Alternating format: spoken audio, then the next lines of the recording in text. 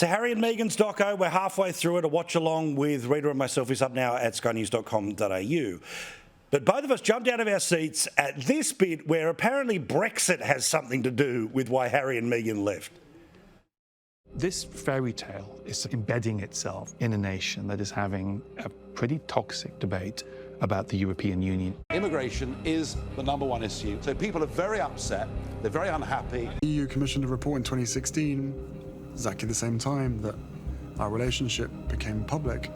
It warned that if the government isn't going to do something, or if the media aren't going to sort themselves out, that a culture war that had already existed was going to become huge and become a real problem.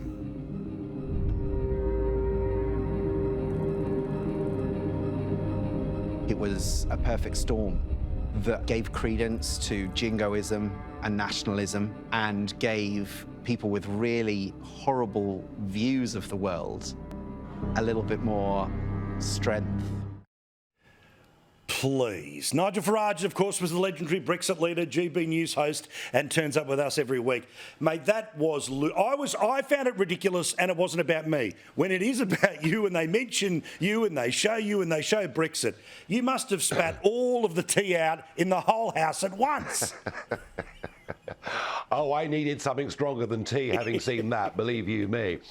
I mean, look, in some ways, I'm quite flattered, really. The thought that it's all my fault, this evil Brexit, and they backed it up with a Marxist history professor who hates the United Kingdom. They use fake news headlines from The Guardian. But you see the real agenda here. You see what's really happening here. They're playing the victim. They're making loads of money off the back of it. And this is all for her to launch her political career in the next 2 or 3 years. Harry and Meghan are the ultimate globalists. They don't want the United Kingdom to exist as a country. They want us part of this greater European structure with the free movement of people. And anyone like that horrible Nigel, who even discusses border controls, well, that of itself, in their world, is deemed as racism. Look, I think, it's so obvious to me. She wants to be in Congress in a few years' time. And I look forward to that in one way, because she'll prove to the world how utterly vacuous her brain is. But also you can see that all of this is about, as you say, a sales pitch to the United States. Those of us who know the inner workings of the royals, all the rest of it, right? Hence why such big swathes of it are about the slave trade, are about, essentially countries all the way around the world that have been brought up, with the blindfold on about the reality of the empire, rah, blah, blah. But it is very much pitched at people who love a victim story as a way of embracing a new figure. And it's pretty obvious who the victim is in this story.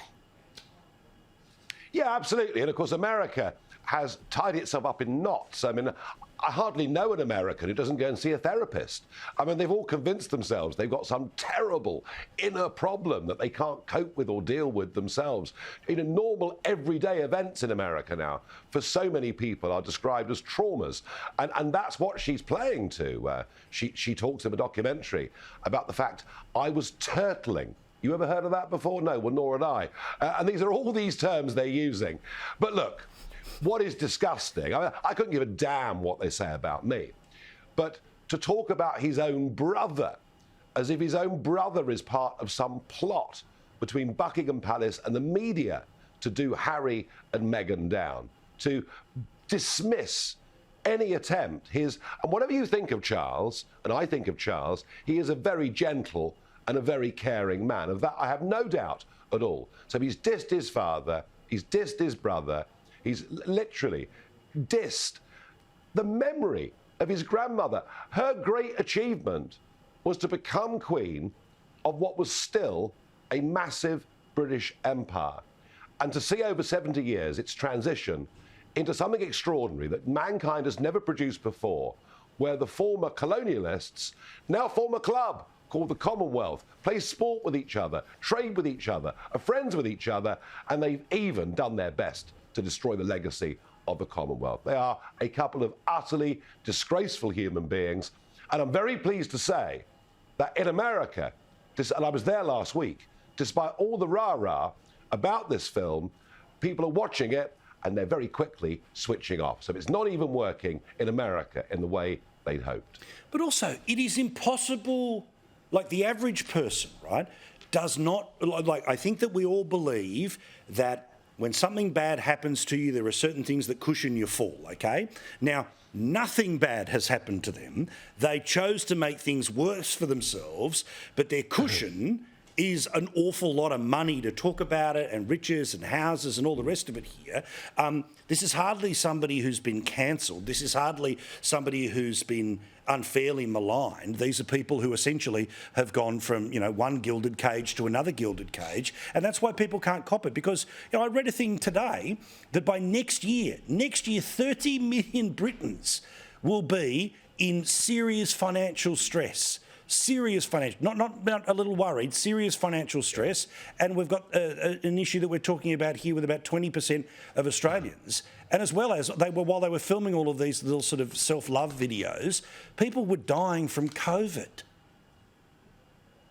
Yes, and by the way, when they did the first Oprah interview, Harry knew that his own grandfather was literally on his deathbed.